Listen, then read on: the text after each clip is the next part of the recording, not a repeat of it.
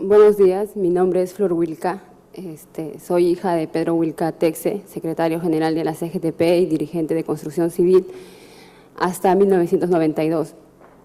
Estamos aquí porque consideramos que la Comisión de la Verdad es un espacio más en la larga lucha que nosotros estamos desarrollando hace mucho tiempo para saber solo la verdad y la justicia. Creemos que exigir toda la verdad y toda la justicia de lo que ha significado la violencia política en el país en estos últimos años es una forma de ser consecuentes y reivindicar la lucha que mi papá ha desarrollado durante mucho tiempo. Pedro Wilca Texe fue elegido secretario general de la CGTP en 1992. Él venía desarrollando una carrera sindical desde hace mucho tiempo, desde más de 20 años. Su tarea fundamental en ese entonces, en el 92, era recomponer la CGTP, organizar a los trabajadores y a las organizaciones sociales para responder y defender los derechos de los trabajadores que en ese entonces estaban siendo amenazados. El 92 era una situación la violencia política en el país ha sido bastante difícil, no solo para el país, sino que creo ha sido mucho más difícil para los trabajadores, para los dirigentes sindicales, para los dirigentes sociales y comunales. Difícil porque los trabajadores y los dirigentes tenían que enfrentar, resistir y hacerle frente a posiciones extremas y totalitarias que decían defender, posiciones extremas y totalitarias que decían luchar en nombre de todos, en nombre del pueblo, y a gobiernos consecutivos que decían representar a todos, pero sin embargo le daban los derechos a los trabajadores después de paros, huelgas y luchas permanentes, ¿no? En una situación de conflicto entre ambos escenarios es que mi papá desarrolló su labor sindical. Él, en el 92, su tarea principal, como les dije, su preocupación principal era organizar a los trabajadores, a todas las centrales sindicales. En ese entonces habían 5 centrales sindicales, en una sola coordinadora de centrales sindicales, porque consideraban que esta era la mejor forma de hacerle frente a un gobierno que ya había develado su verdadero rostro, que amenazaba con quitar los derechos que los trabajadores habían ganado en las calles. Se logró constituir esta coordinadora sindical. En ese entonces, en el 92, Fujimori había dado ya el golpe del 5 de abril, empezaban a tomarse las medidas antilaborales, se había eliminado ya la estabilidad laboral, se anunciaba una reforma en el Estado que dejó en la calle a miles de trabajadores. Se quitó el derecho a negociación colectiva a los trabajadores de construcción civil y a los trabajadores de otros sectores también. Se vulneraron derechos fundamentales como esos, ya las AFPs habían entrado, se había generado una situación de quiebra de la seguridad social para facilitar el acceso de las AFPs. Y se empezaba a hacer lo mismo con la seguridad social y con los derechos que todavía quedaban para los trabajadores. Su misión fundamental era organizar a todos los trabajadores porque creía que teníamos que hacer una resistencia conjunta para defender lo que todavía nos quedaba. Bueno, esa situación generó que se volviera una persona incómoda, un blanco del gobierno de ese entonces, del gobierno de Fujimori, que empezó a hacer una campaña de desprestigio contra los trabajadores, contra sus dirigentes, contra las organizaciones políticas. Lo acusó de ser una camarilla de la CGTP, dijo a los empresarios en el CAE de 92 que en este país ya no mandaban más las cúpulas de la CGTP, lo trató de desacreditar ante los trabajadores diciendo que las cúpulas sindicales negociaban los derechos de los trabajadores, que ellos no se sentían representados por ellos. Y bueno, esta situación, él se volvió más intensa después del 92, ¿no? El enfrentamiento que había desde el 92 fue mucho más intenso. Entonces, y se agudizó cuando él participó en el último CAE de ese entonces. Ahí el Fujimori anunció o dio a conocer un paquete de reformas laborales mucho más intenso todavía, y dijo que iba a mantenerse firme ejecutando esas políticas. Entonces él regresó de CADE mucho más preocupado de lo que estaba antes de que clausurara incluso el evento, y nos comentó en casa que bueno, que se le había acercado una persona en CADE, un militar, dijo él, que era hijo de un trabajador, hijo de un obrero de construcción civil, que estaba agradecido por la lucha que él había desarrollado en construcción civil antes de ser dirigente de la CGTP. Este señor le dijo a él que tuviera mucho cuidado, que el gobierno iba a radicalizarse mucho más todavía en implementar lo que estaba pensando hacer, y que bueno, iba a llevarse de encuentro a todo lo que tratara de oponerse, ¿no? Entonces su preocupación de él era de que pudiera pasarnos algo a nosotros los familiares, porque él consideraba que era una persona pública, que no podían hacerle nada, ¿no? Entonces, así llegamos hasta diciembre que fue, lo de CADE fue en diciembre, ¿no? Entonces llegamos hasta el 18 de diciembre del 92, en que estábamos en casa como cualquier otro día, nos levantamos temprano a las 8 de la mañana, mi papá fue a buscar el carro que dejábamos como a 200 metros de la casa, fue solo, regresó solo, no pasó nada, no vimos nunca nada extraño hasta ese momento. Terminamos de desayunar y se demoraba el señor que le ayudaba conduciendo el carro, no llegó, y nosotros dijimos, bueno, vámonos, ¿no? Nos levantamos de la mesa, él habló en el desayuno de lo importante que era estudiar y seguir estudiando, ¿no? Eso es lo que comentamos en el desayuno ese día. Nos levantamos y decidimos ir a trabajar nosotros. Algunos compañeros de construcción civil lo acompañaban a veces porque él no tenía seguridad, y otras veces éramos nosotros mismos quienes lo acompañábamos hasta la CGTP o hasta construcción civil, porque era una forma de protegernos todos entre todos, ¿no? Entonces lo acompañamos en el carro, yo, el hijo de Marta lo acompañó también. Subimos al carro y bueno, yo estaba un poco distraída arreglando unos papeles que llevaba sobre las piernas. Me subí al carro y de pronto mi papá se sentó, puso la llave del coche para encender el carro, y de pronto escuché unos disparos, escuché unos sonidos tan bajitos que no pensé que eran tan cerca, no pensé, como era diciembre, que eran unos cuetones de la Navidad y eso. Entonces eran tan bajitos que ni siquiera me di cuenta, ¿no? Y de pronto empezaban a hacer más y más y más, y cuando me di cuenta había gente hacia alrededor del chofer, hacia el lado izquierdo del carro, rodeando a mi papá. Yo me asusté mucho, me bajé del carro, entonces traté de correr hacia mi casa. En la puerta estaban Marta, estaban mis hermanos, ellos seguían disparando. Yo traté de llamar a la policía, pero no sabíamos qué hacer en ese momento. Luego todo se tranquilizó, la gente empezaba a venir a la casa, mi papá no bajaba del carro, ¿no? Eso me desesperó más todavía, y tratamos de pedir ayuda.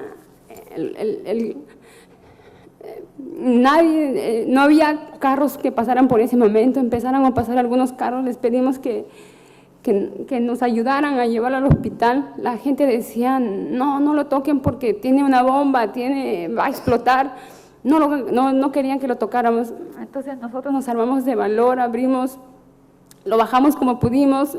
Yo lo subí a un taxi, me lo llevé en un taxi hasta el hospital.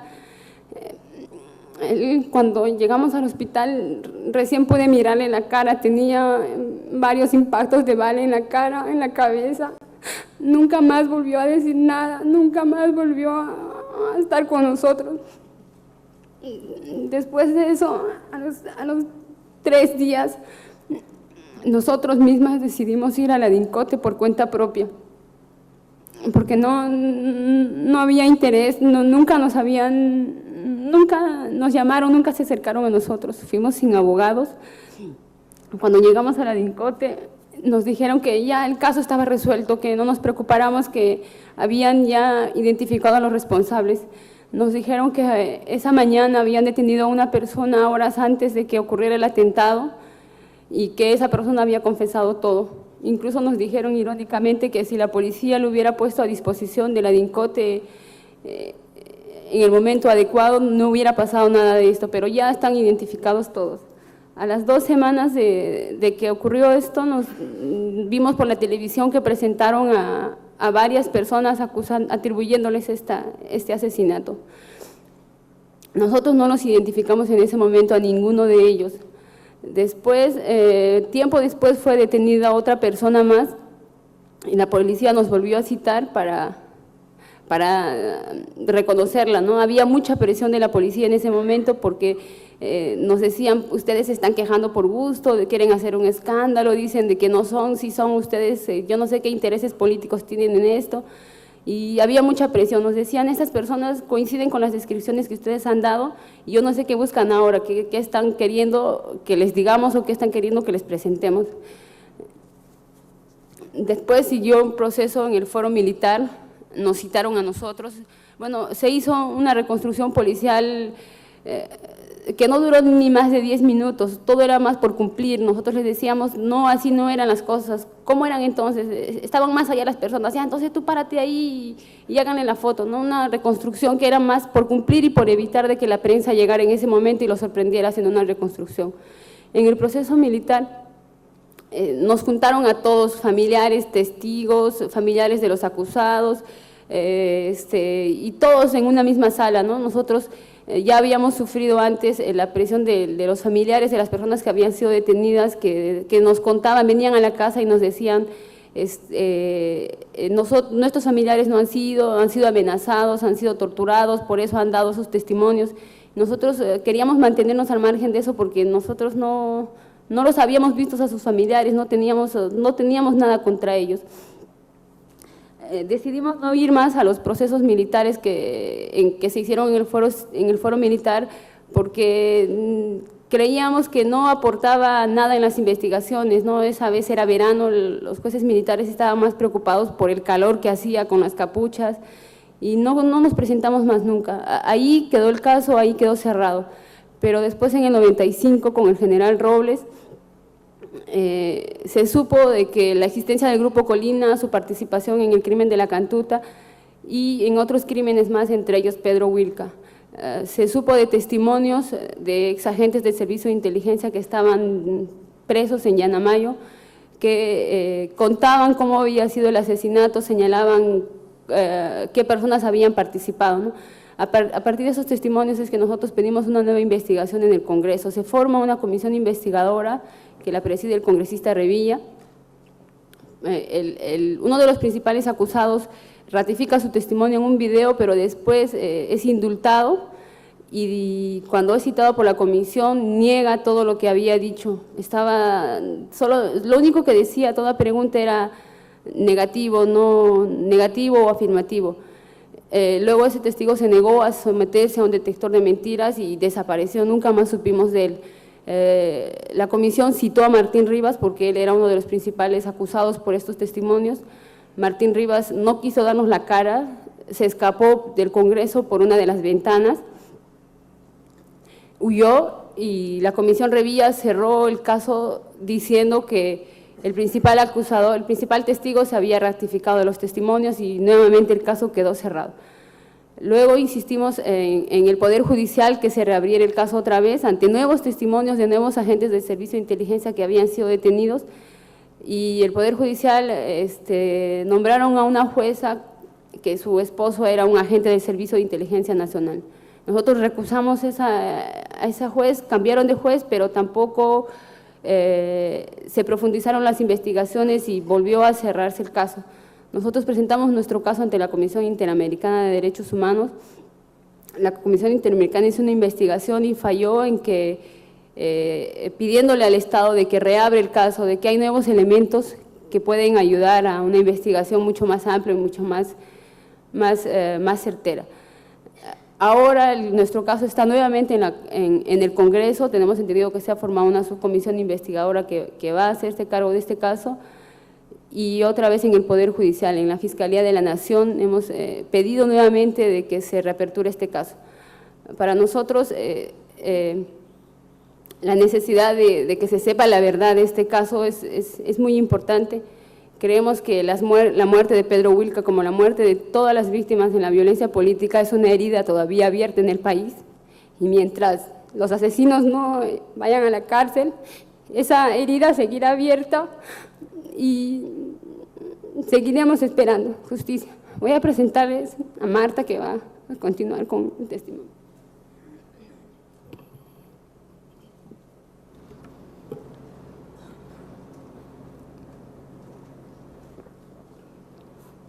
Ante todo, quiero saludarles a todos ustedes, miembros de la Comisión de la Verdad, y agradecerles porque ustedes están trabajando, creo yo, de una manera democrática y están viendo todos los casos sin parcializar a ninguno de los familiares.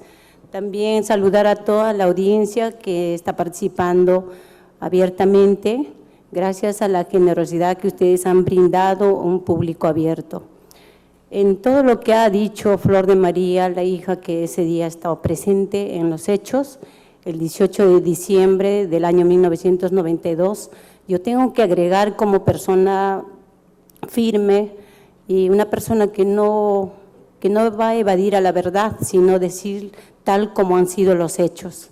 Aquella mañana del 18 de diciembre del año 1992, mi esposo salió de la casa, como bien lo ha dicho Flor, a traer el vehículo que se movilizaba todos los días de la casa a la CGTP en horas de la mañana, porque así era su labor de trabajo. A las 7 de la mañana salió primero a recoger el carro, pero dada el caso de que cuando trae el carro a la puerta de la casa, él mismo se da cuenta de que la avenida Las Palmeras, donde nosotros vivimos actualmente, la avenida Las Palmeras, 4391, Distrito Los Olivos, el tránsito del carro que conduce a la vía norte y salida a Lima estaba cerrado, o sea, no pasaban los carros. Para nosotros esa es una primera interrogante y una pregunta que nosotros nos hacemos y hasta ahora no hay quien nos responda quién es el que evita que los carros corten el tránsito, o sea, ¿a quién obedecen los carros si no es a la policía o al ejército? La otra es que el chofer que lo acompañaba todos los días a mi esposo, porque así estaba encomendado, el señor Carlos Patiño, es una interrogante que hasta ahora no sabemos cuál es el contenido de los expedientes que en esa oportunidad a nosotros se nos tomaba manifestaciones de la forma que ellos querían.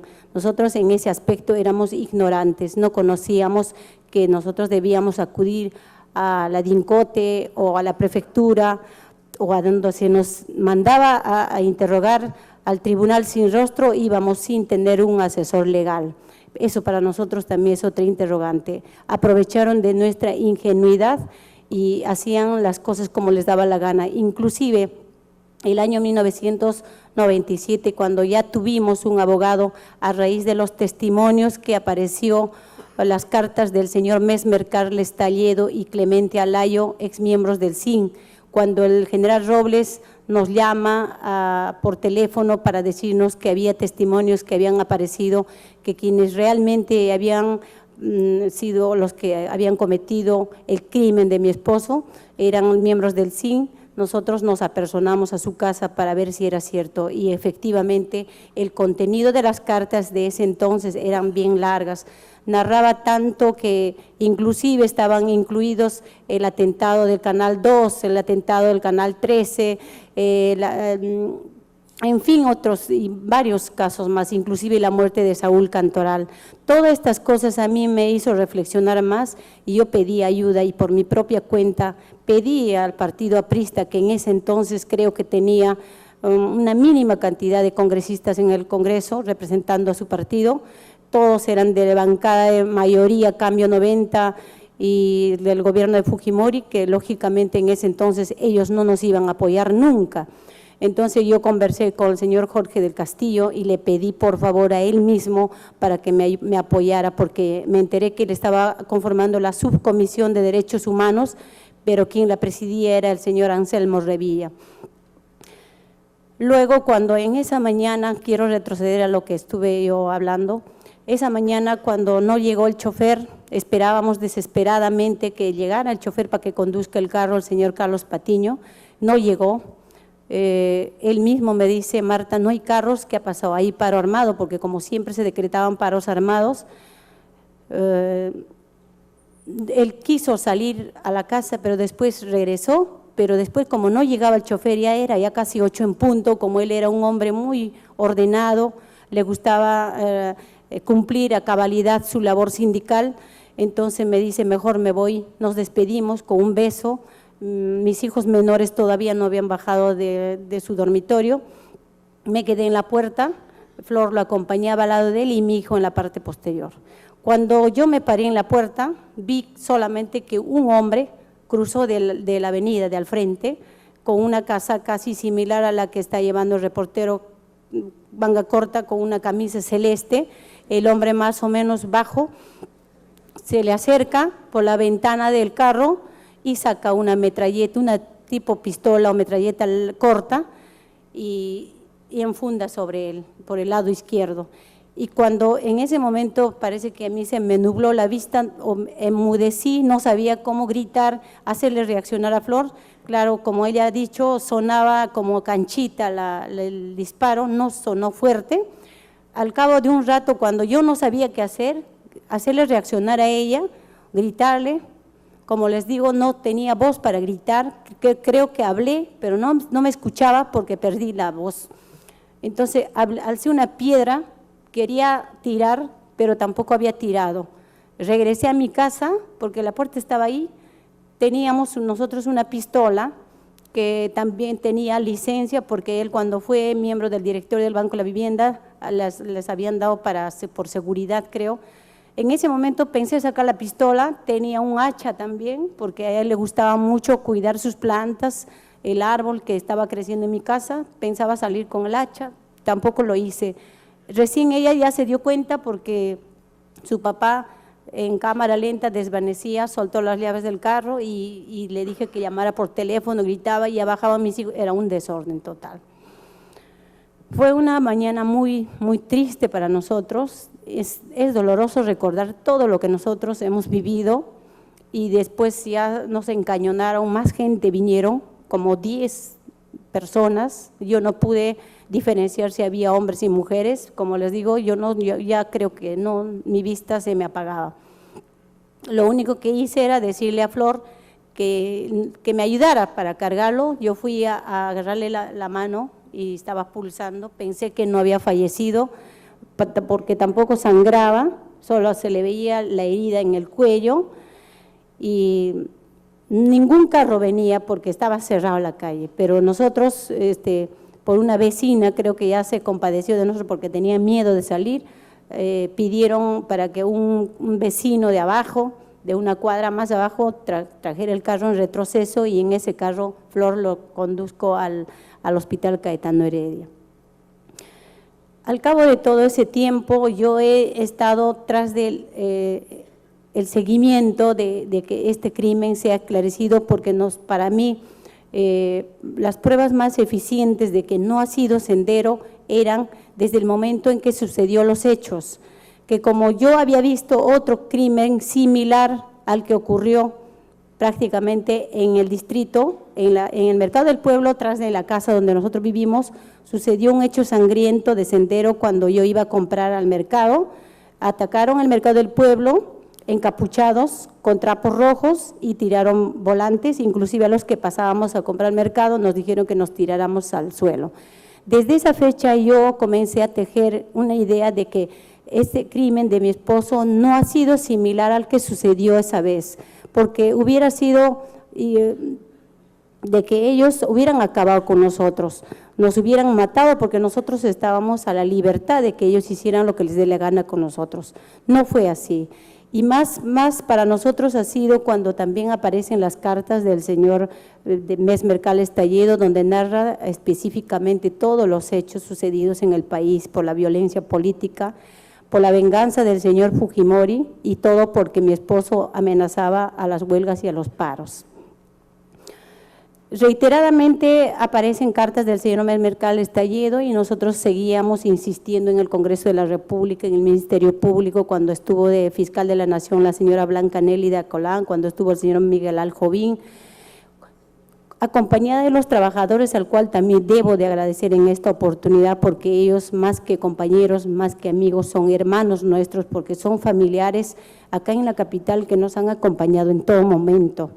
Quizás acá en Lima nosotros no tenemos familia, porque nosotros somos de provincia, somos cusqueños. Y quien falleció, Pedro, también fue cusqueño, nacido el 4 de diciembre del año 1949. Él como dirigente sindical hizo una trayectoria muy limpia, muy honesta, muy cabal, un hombre, un ejemplar padre, un ejemplar amigo, un dirigente cabal que jamás traicionó a los trabajadores, no así como hubo una vez un periódico Marca que apareció después de 5 meses o de un año, creo, cuando se reivindica y dice que quienes habían asesinado a Pedro Wilca han sido los de Sendero Luminoso, al cual yo tuve que responder y decir que esas eran las falsedades que se habían construido desde el momento que han estado preparando ya esta muerte, todo por venganza política. Yo no puedo dar fe a que haya sido Sendero Luminoso porque mi esposo ha sido un hombre justo, cabal, con los trabajadores y ellos lo pueden atestiguar.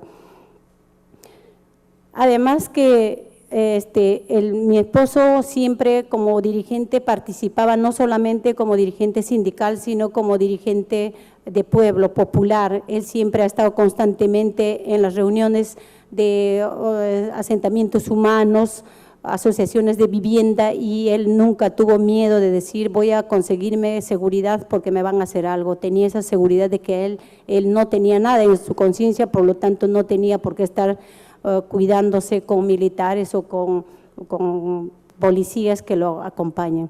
Inclusive cuando una vez hubo una reyerta en el Callao, dice él, según nos cuenta, se infiltró, creo, Sendero Luminoso, pero había un respeto por él. No había eso de que tenían que ensañarse con bastante facilidad. Igual fue cuando hubo la captura del dueño del Canal 9, Vera Gutiérrez, estuvo también solucionando problemas con el ingeniero, con el dueño de esa empresa. El MRTA lo secuestró al dueño y él no fue afectado de ninguna manera. Por todas esas cosas y teniendo para nosotros un arma más importante que es el testimonio que brindan los dos miembros del SIN, o sea, del Grupo Colina, que eso debería de ponerse como un testimonio firme, que se tendría que investigar y hacer que las dos personas que narran estos acontecimientos vengan también a la Comisión de la Verdad para que den sus testimonios y también aquellas personas que han sido encarceladas de repente injustamente, digo yo, porque han sido torturados, porque los familiares de esas personas que están en la cárcel, a mí siempre me han venido a buscar y a llorarme y a rogarme que esas personas han sido torturadas, inclusive la mamá de uno de las personas, de un señor guamaní, dice que le introdujeron inclusive palo por el recto, por eso es que el señor tuvo que culparse y decir sí, yo fui, yo participé, pero de ninguna manera nosotros como familiares vamos a exigir, vamos a pedir que las cosas se pasen por alto y más tratándose de mi esposo que ha sido una persona muy conocido por todos ustedes y no solamente haciendo un caso especial, que todos estos hechos que ocurrieron aquella vez se esclarezcan, para eso creo que existe la Comisión de la Verdad. Y lo que también yo pediría a todos ustedes es que no se haga excepciones, sino se reabre el caso de una vez por todas y que en un comienzo pensé que ustedes estaban actuando de una manera muy parcial y estuve muy resentida, tengo que decirlo la verdad.